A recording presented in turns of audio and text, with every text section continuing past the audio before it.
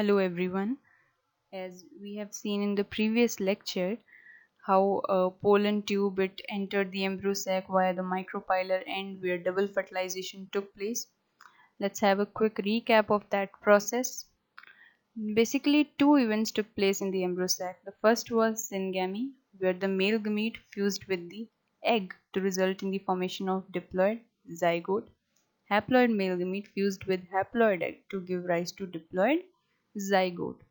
So this is the zygote which is going to give rise to embryo. The embryo will result into the embryo will be enclosed in the seed later on, and later on that seed will be dispersed in, and it will be enclosed by the fruit and will be dispersed and will result in the formation of a new plant. So other process which took place inside the embryo sac was triple fusion. Triple fusion means three nuclei are fusing. The first is the male gamete, which is haploid and is fusing with two fused polar nuclei of the central cell, and it results in the formation of primary endosperm nucleus, which is triploid, because one set of chromosomes came from the male gamete and two sets of chromosomes came from the polar nuclei. That is why primary endosperm nucleus is triploid. This is again syngamy and triple fusion. This is the structure of a fertilized embryo sac, where you can see the prominent zygote is present. The prominent zygote is present at the micropilar pole of the embryo sac, and synergids they have begun to degenerate. And primary endosperm nucleus, which is triploid, is present in the center of the embryo sac, and antipodal cells have also begun to degenerate.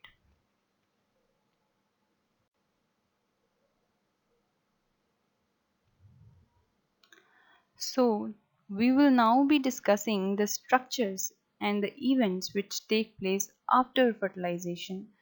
The post fertilization events mainly include the development of endosperm, the development of embryo, the maturation of ovules into seed, and the maturation of ovary into fruit. Yeah.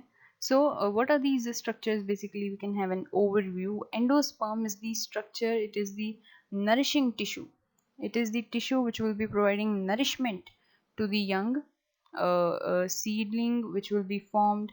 In some cases, this endosperm it will later degenerate. It is always present in the beginning when fertilization has recently taken place. It is always present, but some seeds they lose endosperm later on and they develop cotyledons instead to store food. So endosperm is basically the food storage tissue. Second is embryo. Embryo is that portion which will be developing into the mature plant. Ovules will be maturing into seeds, and ovary which will be enclosing those ovules will mature into the fruit. So basically we are now going to start with the endosperm formation. Endosperm will always be formed prior to embryo. Why? Because embryo needs food in order to grow, in order to be nourished. So endosperm will always precede embryo development, because it is an adaptation. It is a security that food will be present before the embryo develops, in order to secure, in order to make sure that that embryo is able to grow properly. So endosperm is a triploid tissue, and the cells of this tissue are filled with food materials, and they are used for the nutrition of the developing embryo.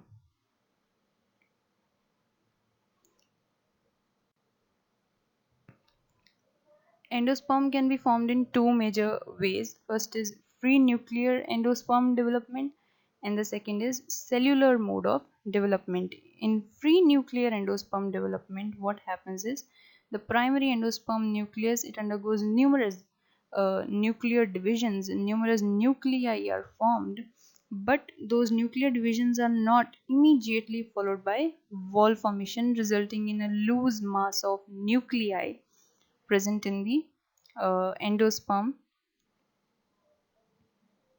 and it is only after a number of nuclei have been formed that wall formation starts. right? So this is the most common type of endosperm development, and it occurs in cotton and in maize. You need to memorize a few examples. In cellular mode of development, what happens is the primary endosperm nucleus divides many times, but in this case, karyokinesis is immediately followed by cytokinesis. That is, when first division took place, you can see in the figure, when first division took place, simultaneously a wall was formed, and again when the nuclei divided, simultaneous wall formations took place, and a very organized cellular structure can be seen. This is the cellular endosperm. For example, this occurs in petunia. In case of coconut, what happens is you can see that the white kernel which is surrounding the central fluid part of the coconut is the cellular endosperm, and the central liquid part is the free nuclear endosperm, in which thousands of nuclei are present. So coconut basically has both cellular endosperm and free nuclear endosperm. Now, as we had discussed earlier, endosperm is meant for nourishment of embryo. Endosperm is completely consumed during the development of embryo before seed maturation. In some seeds, such seeds in which no embryo is present in the mature seed are called ex-albuminous or non-endospermic seeds, like pea, beans, groundnut. Such seeds instead they develop cotyledons, whereas in some cases, like castor, coconut, rice, wheat, maize, what happens is endosperm will be persistent in mature seeds and it will be serving as the food storage tissue, whereas cotyledon may be present, but the cotyledon is only serving to derive nutrition from the endosperm and pass it on to the embryo. The cotyledon in endospermic seeds is not the food storage tissue, it is only a food sucking tissue. Now we will briefly discuss the development of embryo from zygote, which is called embryogeny. We'll be discussing it briefly for dicots.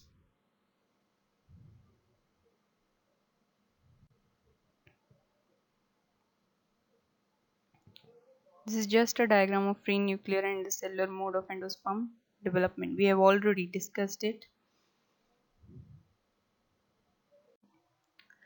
This is a figure in your NCERT book as it is shown. It shows the stages in the development of dicot embryo. Here we can see when the zygote will be dividing by mitosis. Zygote is diploid, it is not going to undergo meiosis or reduction divisions, it is going to undergo simple mitotic divisions. A transverse division takes place in which a terminal cell is formed towards the chalazial end and a basal cell is formed towards the micropylar end. What happens is the terminal cell will ultimately result in the formation of the embryo, whereas the basal cell will result in the formation of suspensor.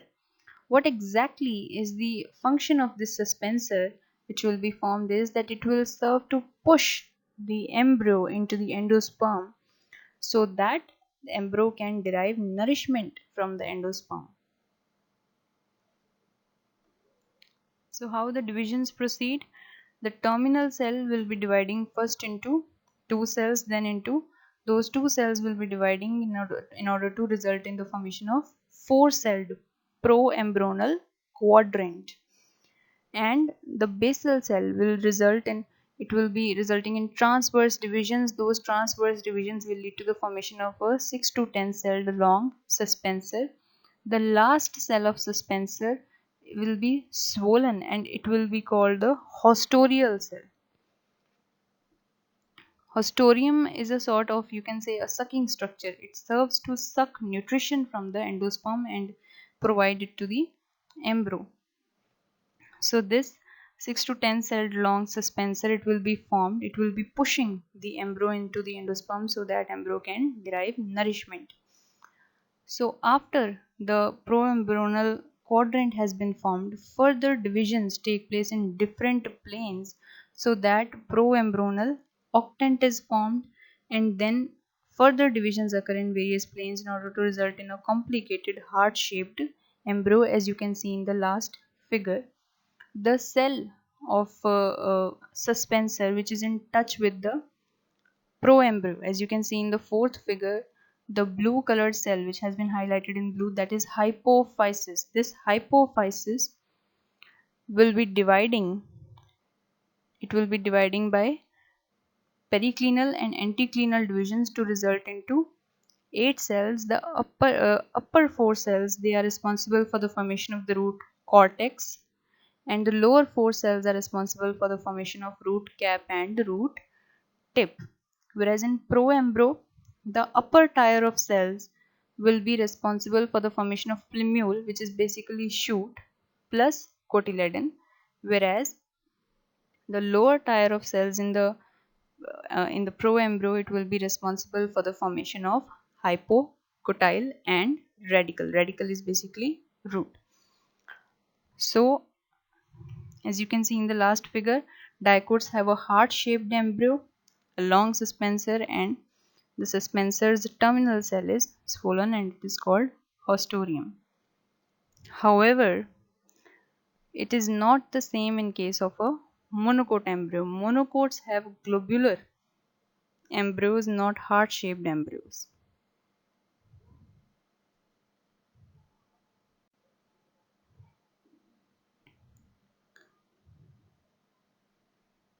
As we can see the structure of a typical monocote embryo in the figure given over here, you can recall that in case of dicote embryo, two cotyledons were present, right? A plumule was present and a radicle was present. So a dicotyledonous embryo, sorry, we missed the figure in the last to last slide. You can go there and see that. A typical dicotyledonous embryo consists of an embryonal axis and two cotyledons. That embryonal axis has two major parts. One is epicotyle and the second is hypocotyle. Epicotyle means, epi means above, cotyle means cotyledon. So epicotyle basically means the portion of embryonal axis above the cotyledon. Hypocotyle, which is the portion below the level of cotyledons, terminates into the root tip or radicle. It is called hypocotyle because it is present below the cotyledons, below the level of cotyledons. You can go to that figure and see plumule is present above the level of cotyledons and radicle is present below the level of cotyledons. Plumule belongs to epicotyle region and radicle belongs to the hypocotyle region. And both of them, epicotyle and hypocotyle, together constitute the embryonal axis. However, monocote embryo is a bit different. In this case, single cotyledon is present, which is called scutellum. You can see it in the figure. A single cotyledon is present and is lateral in position. Lateral means to one side. It is present on one side.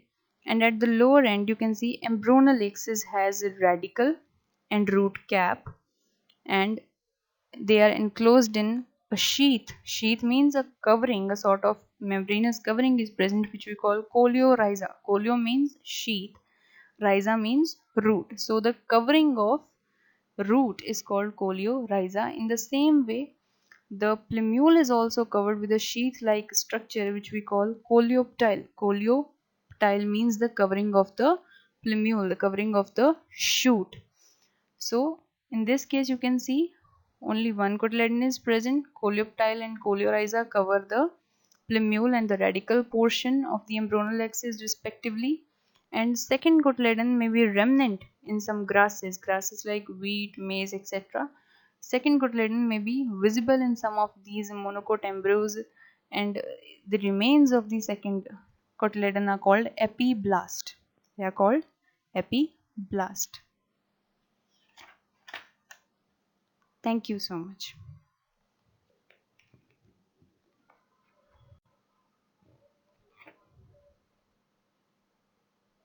Yes, here you can see in this figure, a typical dicote embryo is shown in the left figure. You can see plumule is present in the region above the two cotyledons. The two cotyledons, they have been marked Above the level of two cotyledons, the plumule is present, and below the level of two cotyledons, the radicle is present. And on to the right, we have the structure of a monocote embryo, and you can see here single cotyledon is present, which we call scutellum. The embryonal axis has shoot apex and root apex. Shoot apex is covered with coleoptile, and the root apex or the root tip is covered with coleorhiza. The remnants of second cotyledon are present, which we call epiblast.